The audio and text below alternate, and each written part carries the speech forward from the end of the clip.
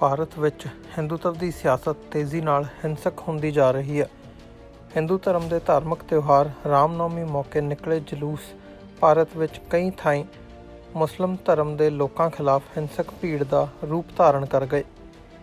ਇਸ ਤਰ੍ਹਾਂ ਦੀ ਜ਼ਿਆਦਾਤਰ ਹਿੰਸਕ ਘਟਨਾਵਾਂ ਭਾਜਪਾ ਦੇ ਰਾਜ ਵਾਲੇ ਸੂਬਿਆਂ ਵਿੱਚ ਵੇਖਣ ਨੂੰ ਮਿਲੀਆਂ।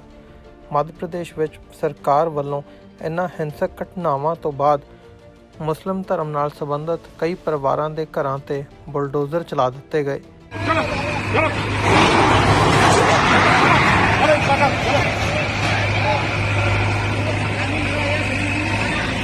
ਸਰਕਾਰ ਦਾ ਕਹਿਣਾ ਹੈ ਕਿ ਇਨ੍ਹਾਂ ਘਰਾਂ ਵਿੱਚੋਂ ਹਿੰਦੂ ਜਲੂਸ 'ਤੇ ਪੱਥਰਬਾਜ਼ੀ ਕੀਤੀ ਗਈ ਸੀ। ਸੂਬੇ ਦੇ ਗ੍ਰਹਿ ਮੰਤਰੀ ਨਰੋਤਮ ਮਿਸ਼ਰਾ ਨੇ ਮੁਸਲਮਾਨਾਂ ਨੂੰ ਧਮਕੀ ਦਿੰਦਿਆਂ ਕਿਹਾ, ਜਿਸ घर से पत्थर आए हैं उस घर को ही पत्थरों का ढेर बनाएंगे। ਸਰਕਾਰ ਇਹਨਾਂ ਇਮਾਰਤਾਂ ਨੂੰ ਢਾਹੁਣ ਲਈ ਇਹ ਦਾਅਵਾ ਕਰ ਰਹੀ ਹੈ ਕਿ ਇਹਨਾਂ ਦਾ ਨਿਰਮਾਣ ਗੈਰ ਕਾਨੂੰਨੀ ਹੈ। ਸੋਮਵਾਰ ਵਾਲੇ ਦਿਨ ਭਾਰਤ ਦੇ ਕਈ ਸੂਬਿਆਂ ਵਿੱਚ ਰਾਮਨੌਮੀ ਤਿਉਹਾਰ ਦੇ ਜਲੂਸ ਮੌਕੇ ਹਿੰਸਾ ਹੋਈ। ਇਸ ਹਿੰਸਾ ਵਿੱਚ ਕਈ ਬੰਦਿਆਂ ਦੀ ਮੌਤ ਹੋਈ ਹੈ ਅਤੇ ਕਈ ਜ਼ਖਮੀ ਹੋਏ ਹਨ।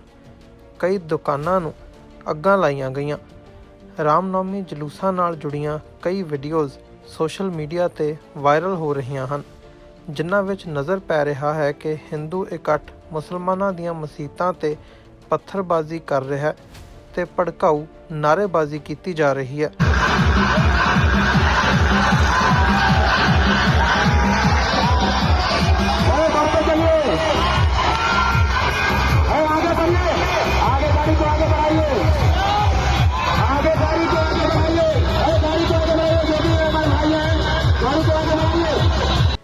ਮੱਧ ਪ੍ਰਦੇਸ਼ ਕਾਂਗਰਸ ਦੇ ਮੀਡੀਆ ਮੁਖੀ ਕੇ ਮਿਸ਼ਰਾ ਨੇ ਕਿਹਾ ਕਿ ਇਹ ਹਿੰਸਾ ਨੀਤੀਗਤ ਸੀ ਅਤੇ ਇਸ ਦੇ ਆਧਾਰ 'ਤੇ ਹੁਣ ਮੱਧ ਪ੍ਰਦੇਸ਼ ਸਰਕਾਰ ਮੁਸਲਮਾਨ ਭਾਈਚਾਰੇ ਨੂੰ ਨਿਸ਼ਾਨਾ ਬਣਾ ਰਹੀ ਹੈ।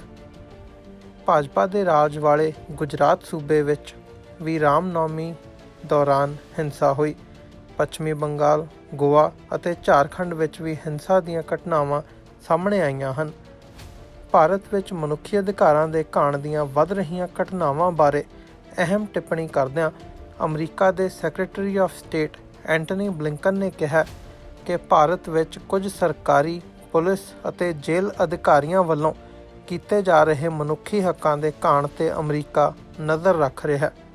ਅਹਿਮ ਗੱਲ ਇਹ ਹੈ ਕਿ ਇਹ ਬਿਆਨ ਭਾਰਤ ਅਤੇ ਅਮਰੀਕਾ ਦੇ ਇੱਕ ਉੱਚ ਪੱਧਰੀ ਬੈਠਕ ਵਿੱਚ ਦਿੱਤਾ ਗਿਆ ਹੈ, ਜਿੱਥੇ ਭਾਰਤ ਦੇ ਵਿਦੇਸ਼ ਮੰਤਰੀ ਐਸ ਜੈਸ਼ੰਕਰ ਅਤੇ ਰੱਖਿਆ ਮੰਤਰੀ ਰਾਜਨਾਥ ਸਿੰਘ ਵੀ ਮੌਜੂਦ ਸਨ।